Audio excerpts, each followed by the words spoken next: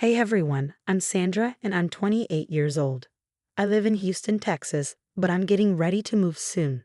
I was in a really bad marriage for a year and a half, but I got out of it with the help of my dad and the police. It was my fault though. I got myself into that mess. If I had been smarter, I might have said no to getting married. I've always been a shy and quiet girl. I didn't really enjoy hanging out with people. Most of the time, I just stay on my computer, lost in the online world. Sometimes I'd go to pubs for a drink, but I'd get uncomfortable when strangers tried to befriend me. I'd always turn them down because they were strangers, and I worried they might try to harm me. When I was 6, my mom passed away because she had a heart problem that wasn't treated. After that, my dad took care of me. He's been a sailor since he was 23, going on long trips exploring the sea. I really missed him when he was away. He used to send letters to my mom and try calling her whenever he could. But when my mom died, he came back to be with me. He found me crying a lot next to her coffin. He picked me up and tried to comfort me. "Hey, my little girl, did you miss me? You've grown so much." "Papa." "I." "Hey there, Dove, it's okay now. Daddy's here. Everything will be okay. I promise. All right." Even though he said that, I kept crying in his arms, holding onto his uniform tightly. My dad gently patted my back and hummed my favorite lullaby until I fell asleep. Later that night, I saw him sitting alone on the couch, drinking. He looked really sad. He kept saying things to himself, then buried his face in a cushion and started crying. It was the second time I'd ever seen him cry. The first was when I fell off a slide and got hurt. Maybe he blamed himself for everything that happened. He took a break from work for 2 months before leaving again. Before he left me with my grandma, who took care of me while he was away. "Be good to Granny, okay? She's here for you. You'll be a good girl and help her out. And you? I'll be back soon, my dove. I asked Granny to teach you how to bake your favorite treats and cook your favorite meals. Will you learn from her?" "Yes, Dad, I will. Next time I come back, I'd love to taste your dishes. But for now, I have to go. My car's waiting. You take care of yourself, honey." He left. I knew he'd be back in about 6 months. He often sent me gifts and little souvenirs from the places he visited. Most of the time, I stayed indoors and helped Grandma with her chores. I didn't really like playing with other kids. As I got older, I relied more and more on the comfort of my room. Eventually, my dad sent me back to our old house. I really disliked going to college and interacting with people. The internet gave me confidence that the outside world couldn't. It's exciting and comforting to talk to people I might never meet in person. I can share my thoughts and feelings without worrying about being judged for being shy. Through the screen, I found friends who truly get me. I've met people from all over the world with different backgrounds and experiences. Learning about their lives is fascinating, and it shows how alike we all are despite our differences. The internet connects us across continents, bringing us together in ways we couldn't have imagined before. There, I met a guy named Ricky. He said he was a streamer. We started chatting, then moved on to video calls. I often wore a Batman mask to hide my identity, and he covered his face with a scarf and wore a beanie. "Hi Sandra, it's great to finally see you." "Hello Rick, nice to meet you," while virtually. "Same here. So how are you feeling today? How many people have you chatted with?" "I'm okay, just a little nervous to be honest." "That's totally normal. But don't worry, I'm not scary. I'm just as awkward as you. This is our first real chat." "So Rick, tell me more about yourself. How did you get into this online platform?" "Well, I really enjoy meeting new people and seeing things from different angles. I tend to spend a lot of time at home, so this online community seemed like a great way to connect with others. How about you?" "I'm pretty much your typical introvert, so I struggle a bit with socializing in person. Online platforms give me a sense of ease and let me be more open." "I get it. Virtual connections can be surprisingly meaningful. I'm glad we found each other." We talked for a while, discovering shared interests and swapping stories about our lives. As the conversation flowed, I started feeling more relaxed. It's funny, I never expected to feel so comfortable talking to someone online. Thanks for making it easy. The feeling's mutual, Sandra. You're great to talk to, and I'm happy we connected. If you ever want to chat again, just give me a shout. I'm usually online playing Mario. Oh, forgot to ask, do you play games? Actually, no, I mostly blog and browse Reddit. There's so much interesting stuff there. I feel like I learn more from other people's stories than from real-life examples. Totally. Sometimes real life can be a drag. It's cool to meet new people. Like, look at me. I trust my online friends more than the ones I know in person. The best part about online stuff is you don't have to feel pressure to keep in touch. You can take it or leave it. It's up to you. As Ricky and I kept talking, we formed a real bond despite being strangers online. Our shared understanding and open-mindedness made us feel like friends beyond the screen. I'm not sure where this connection will take me, but one thing is for sure. My online experiences have shaped who I am. As I go through life, I'll always carry the lessons I've learned from my digital world with me. My dad, on the other hand, is very cautious. If he knew I was making friends online, he'd be really mad. Last time he talked to me, he sat me down and lectured me during dinner. "How are your studies, Dove?" "I've graduated." "Well, you wouldn't know. You weren't there." "Oh, Sandra, that's not good. I know I was really busy, and I'm sorry for missing out. I even emailed you saying I'd be there for your birthday. Tomorrow's my pumpkin's birthday." "Stop calling me names. I'm not a little kid anymore. To me, you'll always be my little Dove. Anyway, what are your plans for the future? Are you thinking of working?" "I'm not sure yet." "What do you mean you're not sure? What are your friends up to these days?" "I don't have any friends." "What?" "Listen, I didn't send you to your mom's place so you could just stay home and not interact with the world. There's so much out there, so many people you'll miss out on if you don't get out there, honey." "That's the problem, Dad. I don't really know how, but I'll try.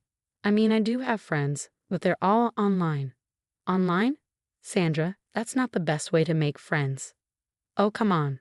"All right, fine.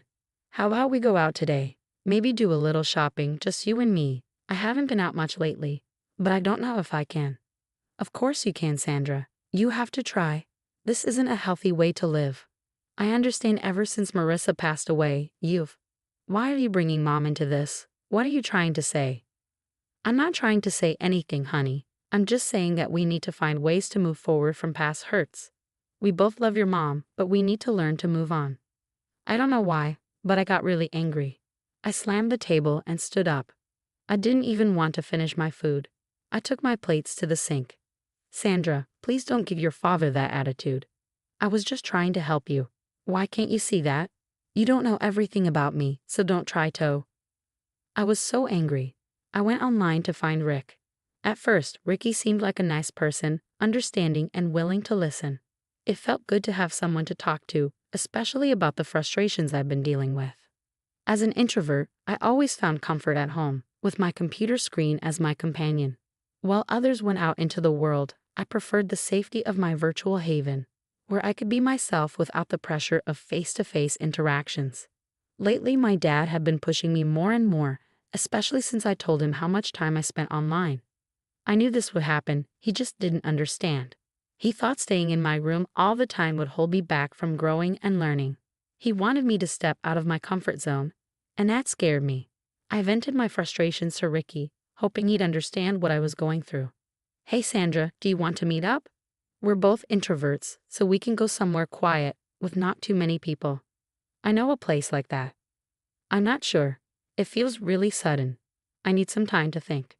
I just wanted to let you know what's been going on." "Okay, no problem. I can wait. Whenever you're ready, you're always welcome to come by. Here's my address." "Why are you being so nice to me? I'm just a stranger, aren't I?" "Because I like you." "Like me, really?" "Yeah, I know it might sound strange, but I really want to get to know you. And if you ever feel the same, you know where to find me." It was a big step for me, stepping out into the real world. My heart was racing with excitement and nerves as I stood outside Rick's house, finally ready to meet the person I'd been talking to online for the past month. Surprisingly, he lived really close to me, just a 20-minute drive or so. I took a deep breath, gathering my courage before knocking on the weathered wooden door.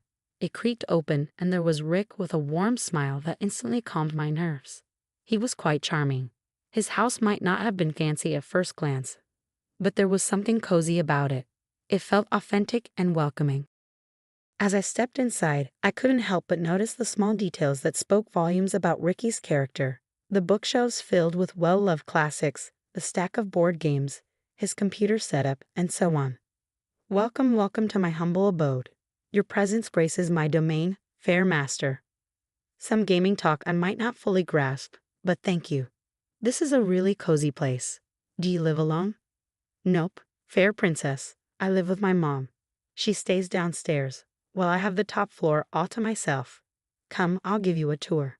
We spent the day talking, laughing, and getting to know each other even better. Meeting in person added a new dimension to our connection, and I grew to appreciate the person behind the screen even more. Rick was just as kind and genuine as I had hoped, and his quirky sense of humor only made me like him more. As the sun set, Rick suggested we take a walk outside, and I agreed eagerly. As we strolled through the nearby park, our conversation flowed effortlessly, and my initial nervousness melted away. Being with him in person felt like a natural extension of our online chats, but with a deeper level of closeness. Wait, so you didn't celebrate your birthday? No, I didn't really feel like it, especially after the argument with my dad. I'm really sorry to hear that. I'm sure he'll come around. He's your dad after all. I made a mistake. I trusted him too much. His words seemed sweet like honey, but I didn't realize I was just another one of his games. When we started dating, he became overly possessive and jealous. He always wanted me to talk to him on the phone or online. If I tried to chat with anyone else, he'd get angry. He kept saying he loved me and wanted to protect me. I believed him. Why did I believe him? As our relationship got stronger, it became clear that his mom didn't approve of me. It was tough to know she felt that way about me, someone she hadn't even met. Her disapproval weighed on me, and I couldn't understand why she couldn't see the love we had. Rick's close relationship with his mom was obvious, and he often called himself a mama's boy. While I respected their bond, it also made me feel distant. I knew family was important to him, but I felt like an outsider dealing with his mom's disapproval. The strangest thing was that his mother kind of wanted us to get married. She knew I didn't have anyone else in the world since my dad wasn't around. Maybe she thought I'd be useful to her. Not every parent is perfect. Just look at your dad.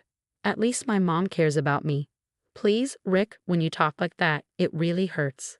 But you know I'm the one who loves you, right? Your dad doesn't love you like I do. So stop complaining about my life and try to compromise. We ended up having a secret wedding. Ricky didn't want me to invite my dad, saying he'd never approve. He managed to make me believe that my dad didn't care about me. I went along with it and got married to him quietly. I knew it was risky, but I was weak. You can call me weak, but my environment shaped me, and I blamed myself for not standing up for myself. After a few months of being married, I began to see a side of his mother I never expected, one filled with cruelty and malice. She seemed to enjoy making me suffer, deliberately making me doubt myself and leaving me feeling shattered and defeated. It started with small comments and passive-aggressive remarks, slowly wearing down my confidence. I tried to ignore it, hoping her disapproval would go away over time. But instead, it only got worse, turning into a constant stream of emotional abuse.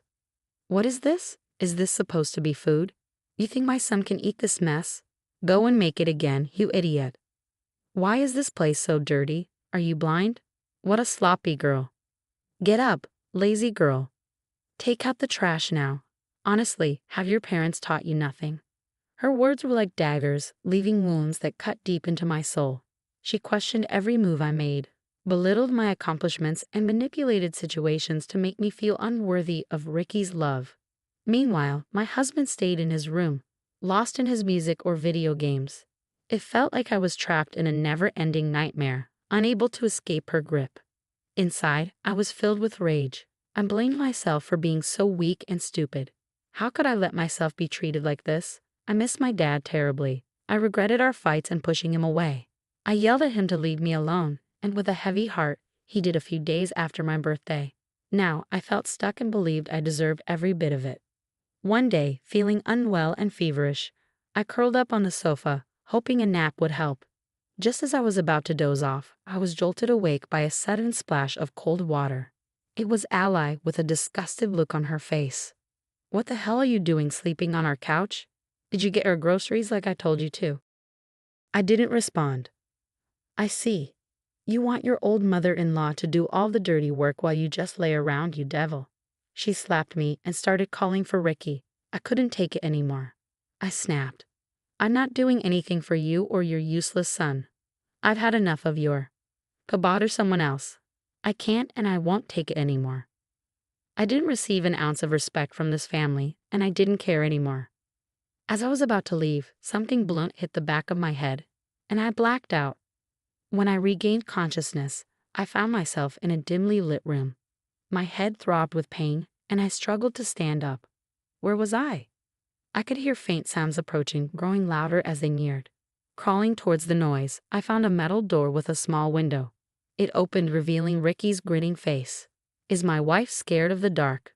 What is this, Ricky? Please let me out. This isn't funny. Shut up. This is what you get for disrespecting my mother. Now I'll make sure you never see the light of day again. Please, Ricky, I'm sorry. I'll do anything. I promise I won't complain. Please let me out, I beg you. Not so fast, Buttercup. If you behave, I might consider letting you out. For now, this will be your little hideout. It's not like you enjoy going out anyway. And who do you have? Your mom is gone. Your dad doesn't care about you. You're just a forgotten soul. My house gave you a chance to start over, but you blew it. I'll make it right. I didn't mean to upset you, Ricky. Please let me out. I hate being in the dark. Daddy's girl, huh? Why don't you call out to him? Maybe he'll magically appear and rescue his princess. He closed the window and left. As I sat in a cold, dark basement, fear and anger consumed me. How did things get to this point? All I did was stand up for myself against my mother-in-law's unfair treatment, and now I was paying the price. As I reached into my pockets, I felt my broken and shattered phone. I lost all hope. But then, I noticed a faint blinking light on the screen. I still had a chance to call my dad. With trembling hands and tears streaming down my face, I dialed his number. My voice shook as I told him what had happened, desperately hoping he could somehow rescue me from this nightmare. 2 days later, when I was barely hanging on and despair threatened to overwhelm me, I heard a car pull up outside the house. My heart raced as I strained to hear footsteps coming down the stairs. When the door swung open and I saw my father standing tall and resolute, a wave of relief and disbelief washed over me. I couldn't believe he had dropped everything to come save me. He had brought some cops with him. Rick and Allie were arrested on the spot. They tried to lie, but it was futile. You have no idea what you'll face in court, you psychopaths. What have you done to my little girl? We are truly sorry. We never meant any harm. I was planning to let her go today, I swear, Rick pleaded. And who are you to decide my daughter's fate? You're nothing but a pathetic scumbag from the gutter. All right, Sandra, let's go. As my dad led me out of that dark basement, I felt a newfound sense of strength and determination. The ordeal had been incredibly tough, but it showed me that I could overcome anything with my dad's unwavering support. From that moment on, I promised myself to stand up for myself and never let anyone silence me again. I hope Ricky and his mom rot in jail. I'm planning to move to New Orleans with my dad. Texas doesn't feel safe anymore, and I'll make sure to never trust online strangers again. Lesson learned.